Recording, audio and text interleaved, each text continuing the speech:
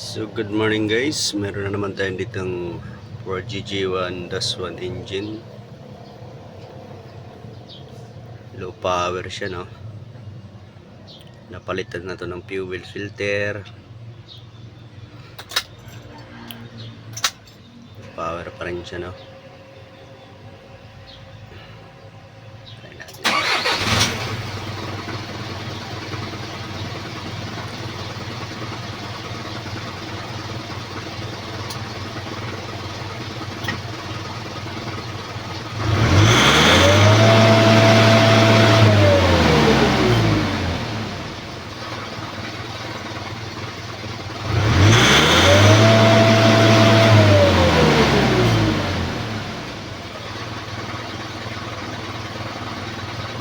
So hanggang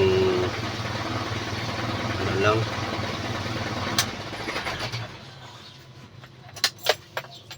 try natin i-scan to. Diyan yung susi dito sa balikat. Yeah.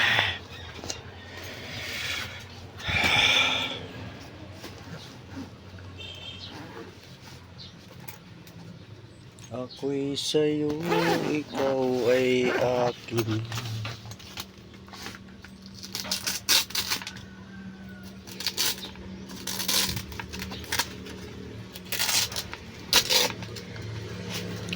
Ganda mo sa paningin.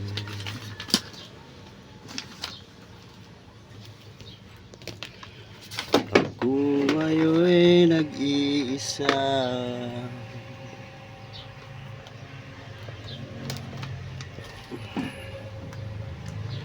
Sana ay tabihan na.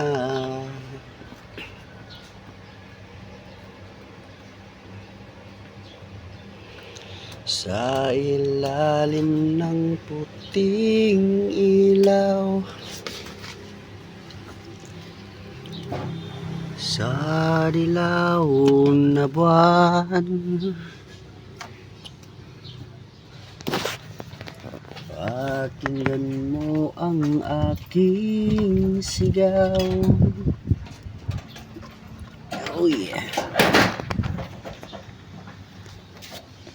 Sa dilaw,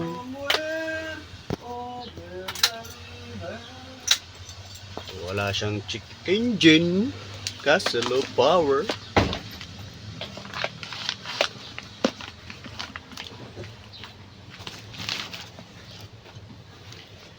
Why we cannot open the sesame? Ayaw ah.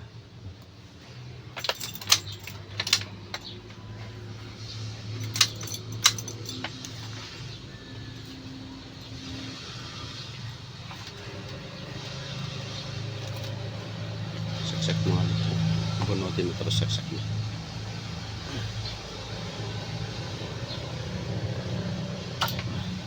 Saksak mo. Turn on the lights now.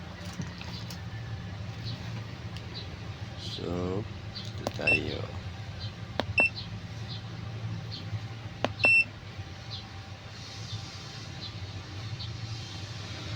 Yung dingding, kailan natin titirahin? Diyan. Yung dingding. Kasi pantanggal kasi ayaw mga kasi bumili. Puro wala si sira sa restaurant yung Star School. Posible mo walang mabili niya dito. Ala na yan. Hintayin na yan mapasak yung kahan na yan.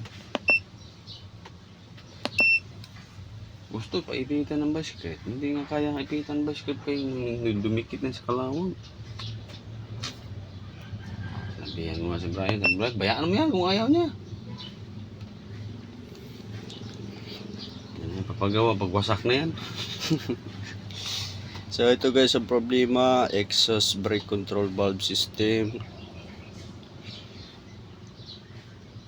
temperature low input, tapos P256A engine idle up sensor abnormal. So UU110 turbo charger control module communication abnormal. So Dito muna tayo magbe-base sa turbo. Tingnan natin baka madumi na to, kaya nagkakaroon ng problema ang dalawang nasa taas. Pero pag okay to, okay naman yung dalawang yan.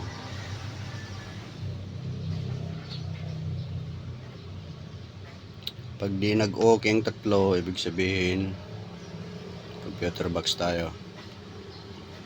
So let's go. Ang turbo kalkala na. So i-remove natin itong turbo guys. Ihabwa natin.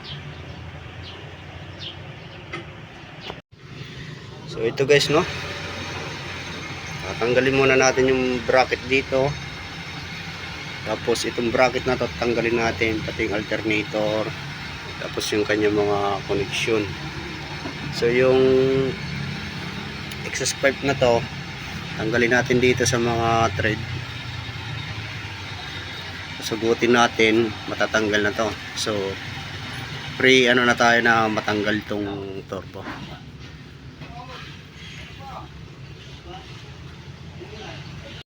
So antigas talaga na ito guys, oh. Ayaw niya na mag-work. Ayaw na gumana. Oh, dapat ang ano na to, idol shroud niya dapat mag-work to.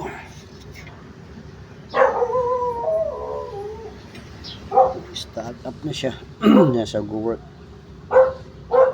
So ayan din na guys, nahabwa. Ay, nandun naman din niya ma.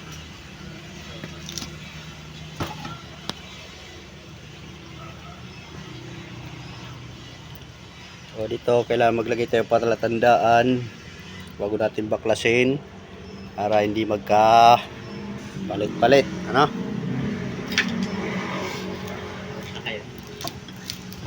Yeah.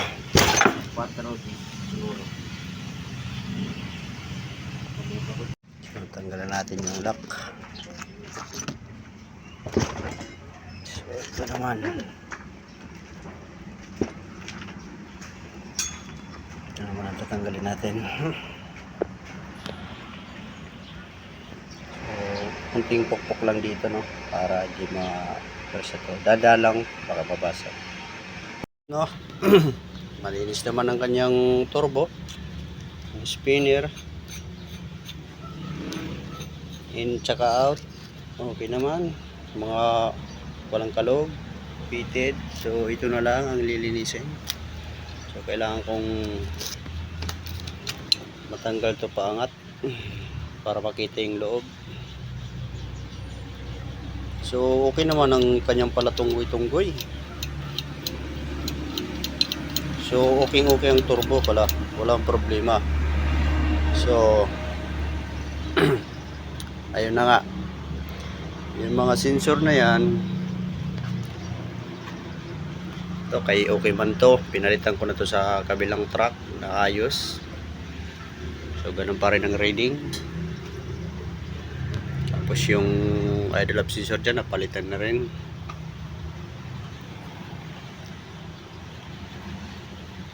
Ibig sabihin na, alams na,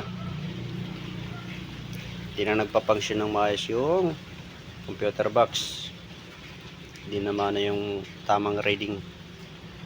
So sa computer box na tayo magbe-base. Alright guys, babalik na namin kay wala mang problema. Kung mo nag-bolt isa, sir. Ha? Kung mo nag-bolt isa. Bibili tayo, no? Yung isa. So ayan guys, nakabit na namin, no. So ganun pa din, same problem, low power. So wala namang diagnose sa mga injectors. So ibig sabihin sa computer box na, kay ang reading man doon low input. So ibig sabihin sa computer box may problema, hindi siya makapagbigay ng magandang command sa ano, kaya naglo-low power. So ayun lang, that's all, thank you.